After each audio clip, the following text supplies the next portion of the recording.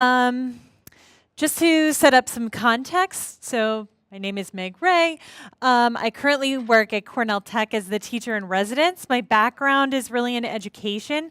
I used to be a high school computer science teacher, and now I spend my time training teachers in New York City, writing curriculum. And then contributing in other ways. I'm involved in a movement called CS for All. So the context is really that we are looking to teach computer science to every child during the school day. And that's for reasons of access and equity. And so I was involved in writing the Computer Science Teachers Association, National Computer Science Standards, and I'm very involved in CS education. But today, I just want to talk really specifically about Python. So first of all, if you consider yourself an autodidact, or if you taught yourself Python, just raise your hand. If you taught yourself any programming language, raise your hand. So I got into Python. I started out teaching myself before I took any formal courses. That's something I hear from a lot of people. And so the point here is that we can't assume every child right now, or adult, is an autodidact for Python. And I say that because teaching yourself something, you need motivation to learn that thing and a skill set to learn it. So everybody's an autodidact in something they really care about. And our job is to move kids or adults or whoever we're teaching to that point through building motivation and skills. And we do this through really focusing on our learner. And in this, in this talk, I am going to assume that all of you are educators in some sense of the word. Maybe you're a formal educator, maybe you're developing learning tools, or maybe you're just mentoring one person. That's fine. You're an educator, and I want to build your toolbox of learning science and cognitive science to teach Python. So we're going to talk about a couple major lessons learned. And the first one is not directly about Python, but it's about using the terminal or command line. The reason is that this is something that we sort of skip over, it's something we don't think about, but it's a really big barrier. And personally, it took me a really, really long time to become fluent with the command line, and that really frustrated me. I was like, why can't I learn this? Why do I have to keep relearning it? So let's dig into that. In my classroom at the high school level, I ended up just doing away with the command line. I was like, we're going to do everything in browser. We can use Code Anywhere, we can use Trinket. We're not even going to mess with this because I wanted them to focus on learning Python. They were already overwhelmed and intimidated by moving to a text-based language. So I didn't want that to get in the way. There's also a lot of logistics problems if you are in a school setting. Things like the districts lock down the computers and you can't use the command line, or you can't even download Python.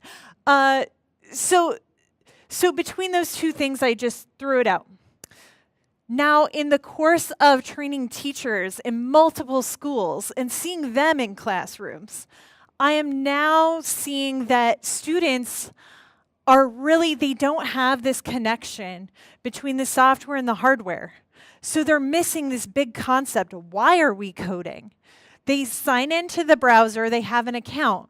So they use their email and their password, they go into their account, and it's just like any other account they have. So what's the difference between playing a game and coding? They don't really know. So I wanted to dig into this and explore it a little bit because I was concerned about that. So the first thing is, here we go. This is just the dir command. And so if you may see this or this. But our students see this or this. So what this is getting at is something called schema theory. We all create schemata in our brains. We organize information. So all the information that I've ever learned, I have a file system that I subconsciously created. And if something doesn't fit in my file system, if I have no place to put it, that information starts to leak out. I didn't have a place to file it away, so it just kind of went away. So the way that we deal with this is we can help students explicitly create a schema for the command line. So like giving them visualizations. Why do we program? How does a program interact with the computer? How does Python, how is that talking to my computer? Things like that. And we can use their prior knowledge, so anything that they're already familiar with, and tie those concepts in. That's how we deliberately create a schema for students. Another thing is motivation. This was a big problem for me. I was like, I don't use this. For our students, everything's in the cloud. They don't even know how to save. They're using Google Docs. So they had absolutely no reason to be using the command line at any time except when we were learning Python, so they could never learn it. And then another piece is cognitive development. How old are they? So are we teaching a 4th grade class where students are still getting to the point that they are really able to think abstractly, or are we up here in high school where they're developing those skills? So what are our implications? How do we solve these problems? One way to solve it is through something called spaced or distributed practice. So we talked about how, okay, I never use this, so I can never learn it. So from learning science, we know that if students practice something with breaks in between, so these are like 10-minute breaks, 20-minute breaks, they're using the command line throughout class, not just at the beginning of class to set things up, but spaced throughout class. Then they're doing it over time. There's not just 1 day or 2 days on this, but throughout an entire unit or school year. And then that's not enough. It has to be in an authentic context. So can we think of reasons that students actually need to use it? Maybe we stop using Google Docs for a while in our classroom, and every time they need to create a new file, they're going to actually just use the command line to create it. And then we want to help them explicitly construct their schema for this with visualizations and connections to prior knowledge. Ooh, let's see if that. So there is a place for browser-based Python, but my solution, at least that I'm trying out for proof of concept, is to create a program where middle schoolers in New York City can have a one-to-one Raspberry Pi experience. I know that's done a lot in the UK, but it's very logistically difficult, especially in a district like New York City. So exploring how can we actually get schools to do this. And then just considering their age. So there is a place for in-browser. So this is a 4th grade class. And they're not just doing in-browser Python, but they're doing Python with a sculpt wrapper so that they can actually have immediate feedback with animated visualizations. So that's appropriate for a 4th grade developmental level. Now by 9th grade, we want them using the Raspberry Pi and doing projects like a text-based adventure game. They don't need these animations anymore. We're going to move them on. So the Raspberry Pi program that I'm piloting this year has a lot of technical issues. It's really difficult for a school to have class sets of monitors that they can plug into, and to train teachers to do all these things before we train the students. But that's something that we're really exploring this year so that we start to move away from the problem of, am I playing a game or am I coding? What's the difference? Next, I really want to talk about teaching the basics, because I learned my first experience with Python was through Learn Python the Hard Way, which I love. Has anyone used that? I love Learn Python the Hard Way. It really helped me, and I really quickly realized it's exactly the wrong thing for a class of students. So, let's talk about a couple reasons why. In education, we have this spectrum, and sometimes it's seen as a war, but I consider it a spectrum. On one side, we've heard a lot about constructivism today, which is this idea that children construct knowledge through just their unstructured play, through inquiry experiences. It's really true, it's strong learning, it's also very difficult to do in a classroom. On the other end of the spectrum, we have explicit instruction, where all knowledge is coming from the teacher and they're structuring specific practice about specific concepts. Now, it's very important, but if all learning is explicit instruction, it's not very deep. So we have to find something in between. In the research that I've done with my research partner, Maya Israel, at the University of Illinois, Urbana-Champaign, we've found that we can really have all students experience constructivism and open-ended inquiry activities if it's scaffolded. What scaffolded means in education is just like building scaffolding. You're building up a structure and you're gradually pulling it away. So here's some examples. These are open-ended projects, and teachers have created step-by-step guides to help students structure those open-ended projects. So this, in this one, they're developing a program that will be a business, and the teacher has actually created a guide that says, okay, first you do this, then you do this, right? And over here, they need to give each other peer feedback on their programs. And so right here, there's different types of feedback and sentence stems for how to give the feedback. These are examples of scaffolding. You don't want students to use them forever, but you need to have something like this in place to teach students the skills they need to learn through constructivism. Next, project-based learning. So this is the idea that students are learning through developing something that they care about, and we really want that something to be meaningful to the student and to be tangible, hands-on, especially at the middle school level or below. They need to touch it. Although I have heard professors of graduate programs in CS talk about how powerful the Raspberry Pi is because of how tangible it is. So even at that level, tangible is great. And this is really within the context of each learner. Something meaningful to this learner is not meaningful to this learner. So what are the implications of this? So Barbara Charette and I ran Young Coders for Pi Gotham in New York City in 2017. And we decided to try something new and sort of restructure it. She had taught it many times before, including here at PyCon.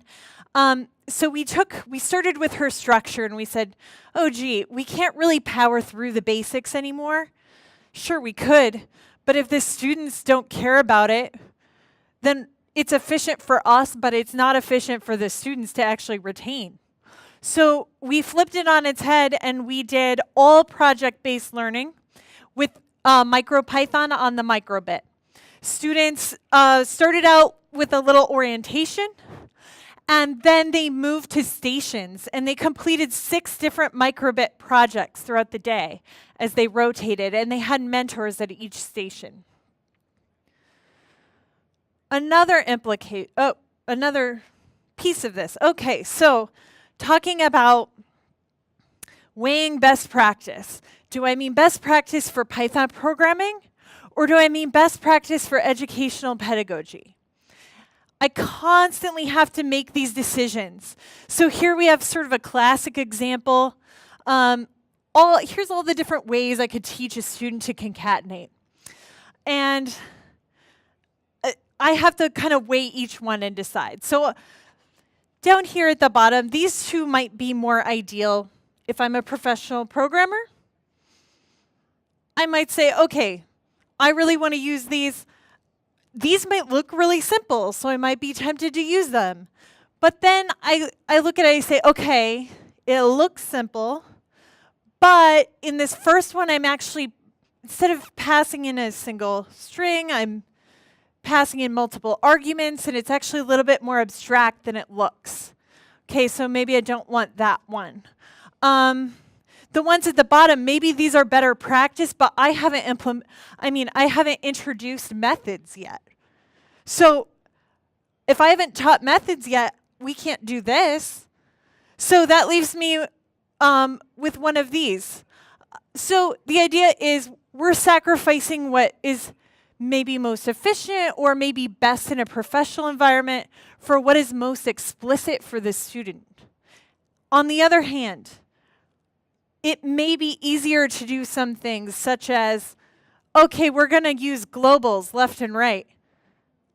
But at that point, we say, okay, that's easier, but that's just bad practice that we don't want to teach. So there's always this balancing act.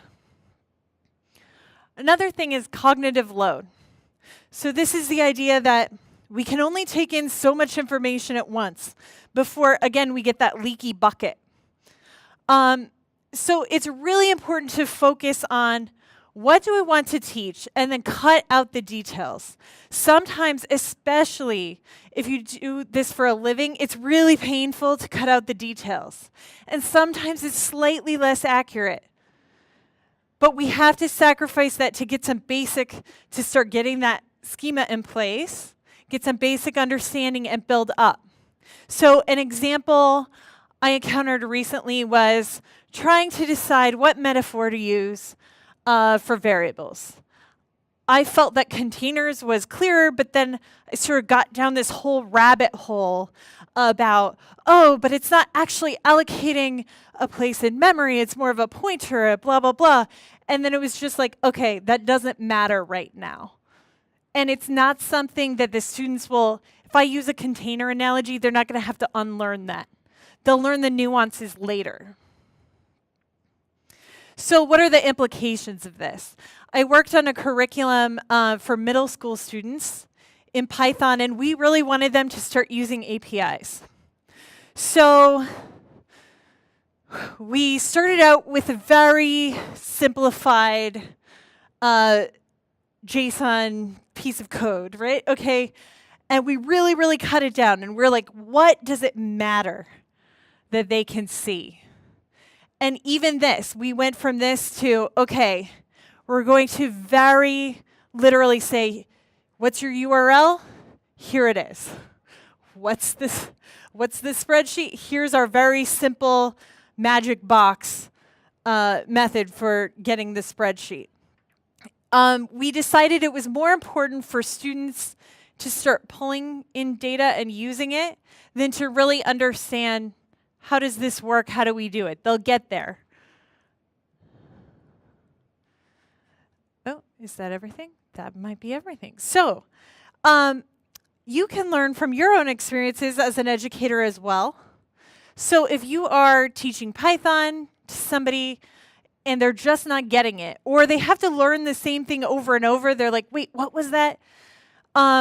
Here's some questions you can ask yourself to sort of adjust your approach. So we talked about what is the learner's cognitive developmental stage? Are they ready for something abstract, or do they need more concrete examples? What is your learner's prior knowledge? How can you connect their prior knowledge to what you're teaching now? How do they learn other things? Maybe they're like a visual learner. Maybe they need lots of practice. Whatever strategies they use to learn other subjects, they need to use to learn Python. Thinking about cognitive load. Am I overloading them with information? Am I giving them spaced practice, or am I just like, okay, I taught you that, done. Taught you that, done. And then always, always, how can you represent the concepts visually, verbally, written in as many forms as possible? Interactive tutorial, video, as many different ways to take in the information as you can. All right.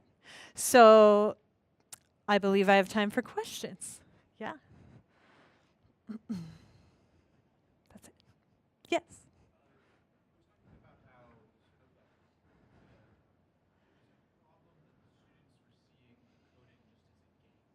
Mm-hmm. Mm-hmm.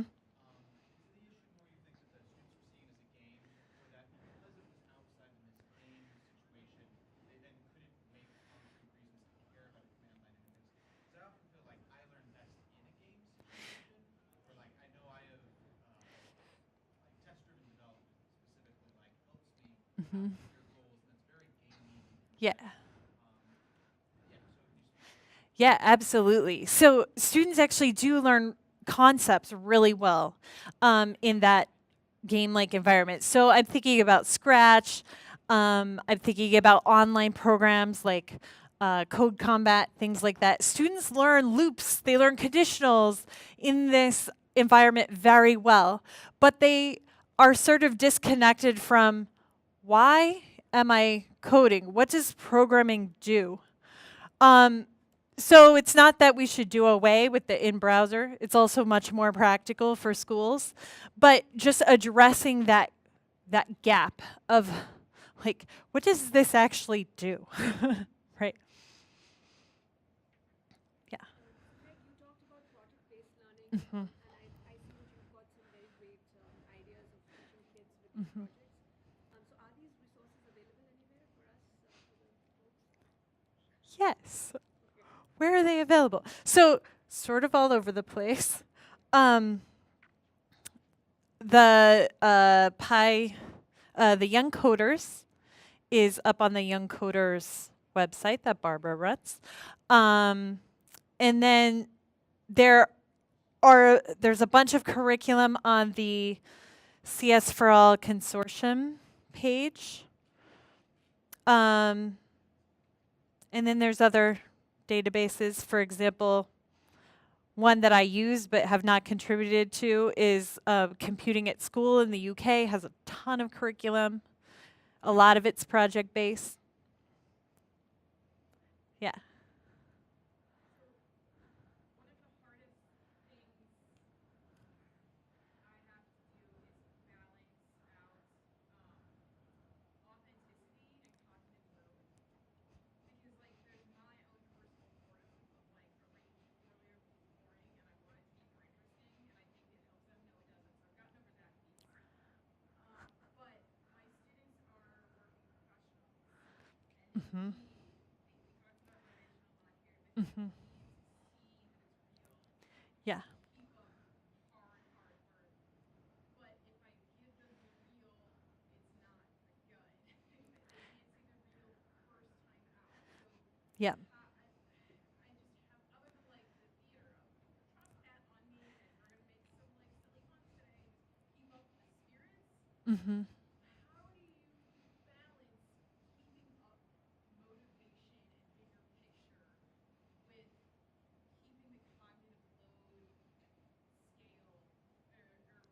line reasonable? Yeah. So I try to do everything in the context of projects, which isn't always easy because of the reason you're explaining. In the middle school curriculum that I developed, there were just a lot of painful sacrifices made to either, so it's like, okay, we'll make things like a Mad Libs, which somebody talked about today. We'll make choose your own adventure game. Those are like really basic kind of things for kids, not for professionals. Nice. So just trying to find activities that don't require too many concepts and then cutting concepts out that I can. Doing a little bit of the just trust me if it's in the context of it'll make this cool program work. Yeah, I do tend to sacrifice making something work so that they kind of get that buzz at the end. So I tend to, I'd rather have them make something work than just like have them understand every concept that I taught. So doing some of the trust me, it'll make this work, and then we'll revisit it.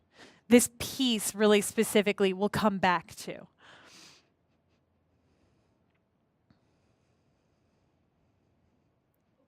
Cool. Thank you.